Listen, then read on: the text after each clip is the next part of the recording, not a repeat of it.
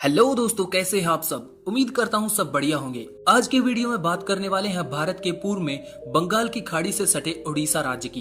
1.5 लाख वर्ग किलोमीटर के क्षेत्रफल के साथ ये राज्य भारत का 8वां सबसे बड़ा राज्य है। इस राज्य की सीमाएं झारखंड, बंगाल, छत्तीसगढ़ और दक्षिण में आंध्र प्रदेश से लगती हैं। ये राज्य बंगाल की खाड़ी में 485 किलोमीटर लंबी कोस्ट लाइन भी रखता है, जो व्यापारिक दृष्टि से इस राज्य के लिए काफी लाभकारी है। भारत का राष्ट्रगान आपने सुना ही होगा, उसमें जो उत्कल की बात होती है, ये आज का उड़ीसा राज्य वही उत्कल क्षेत्र है जिसे पुराने समय में इस नाम से जाना जाता था। इस राज्य में उड़िया भाषा बोली जाती है, जो भारत की क्लासिकल लैंग्वेजेस में से एक है। चलिए ज्यादा फैक्टिशियन न बनते हुए बात करते हैं इस राज्य के इतिहास के बारे में। इस राज्य की स्थापना भागीरथ वंश के राजा ओड ने अपने नाम के आधार पर की थी। समय के साथ साथ 3री सदी ईसा पूर्व से ओड राज्य महामेघवान वंश, माठर वंश, नल वंश, विग्रह सूर्य वंश जैसे वंशों के अधीन रहा। प्राचीन काल में उड़ीसा राज्य का ज्यादातर भाग कलिंग नाम से जाना जाता था। सम्राट अशोक ने 261 ईसा पूर्व कलिंग साम्राज्य पर हमला करके इसे जीता था।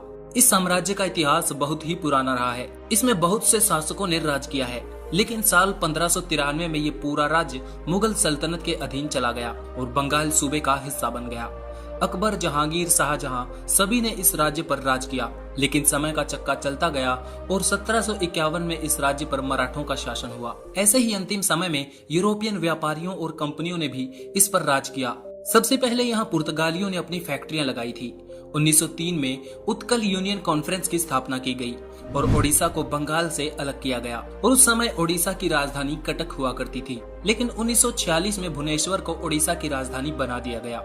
2011 की जनगणना के अनुसार इस राज्य में करीब 4.25 करोड़ की जनसंख्या खुशी खुशी रहती है और पुरुष महिला अनुपात की बात करें तो 1000 पुरुषों पर 978 महिलाएं पाई जाती हैं और क्षेत्रफल के हिसाब से जनसंख्या को बांटा जाए तो 1 वर्ग किलोमीटर में 270 व्यक्ति रहते हैं। ये इलाका ज्यादातर खेती से जुड़ा हुआ है, जिस वजह से 32% जनसंख्या आज भी बिलो पॉवर्टी लाइन है।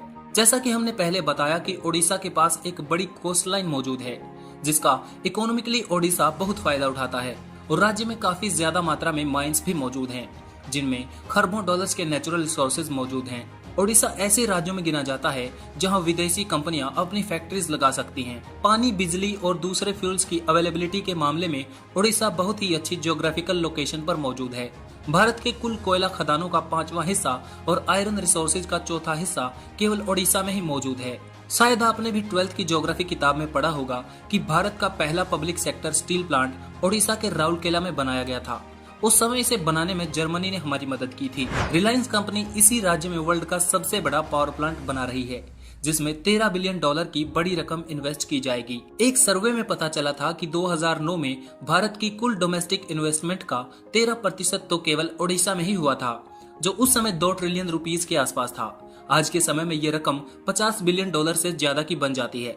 आज की वीडियो में इतना ही। अगर आपको ये वीडियो पसंद आया तो कमेंट में लिखकर बता सकते हैं। इन्फॉर्मेटिव लगा तो शेयर कर सकते हैं। ऐसे ही वीडियो चाहते हैं तो एक्सप्लोर वायरस को सब्सक्राइब कर लीजिए। Thanks for watching. Stay tuned with explore virus.